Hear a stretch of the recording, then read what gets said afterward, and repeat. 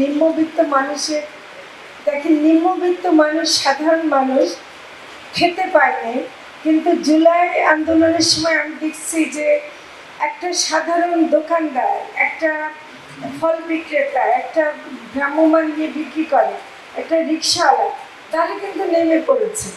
তাদের কি স্বার্থ ছিল?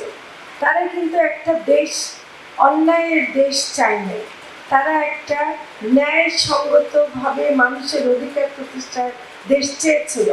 সেজন্য আমরা এই যে একটা উদ্যোগ গ্রহণ করেছি, সেটার জন্য আমরা এবার যখন পরিকল্পনা সভায় বসেছিলাম, তখন আমরা বললাম যে যেসব এলাকায় আন্দোলনগুলো একটু বেশি জোরদার ছিল, যেখানে সাধারণ মানুষ বেশি অংশগ্রহণ করেছিল, সেই জায়গাগুলোতে আমরা স্পটটা ঠিক করতে পারি কিনা, যে ওখানেই যেন বিক্রিটা হয়।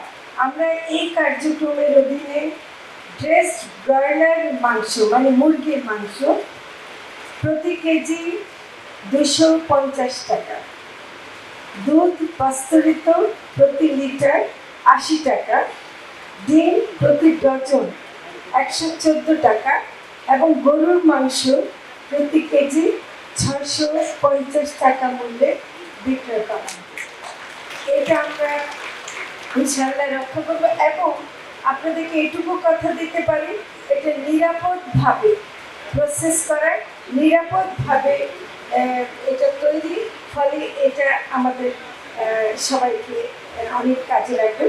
আমরা যেটা মনে করি যে এই ধরনের সাশ্রয়ী মূল্যে বিক্রির কাজ আমরা সারা বছর কোনো না কোনোভাবে চালিয়ে যাব, এবং সেটা চালিয়ে যেতে হলে আরও কিছু এলাকা যদি আমাদেরকে সংযুক্ত করতে হয়, সেটা আমরা করব।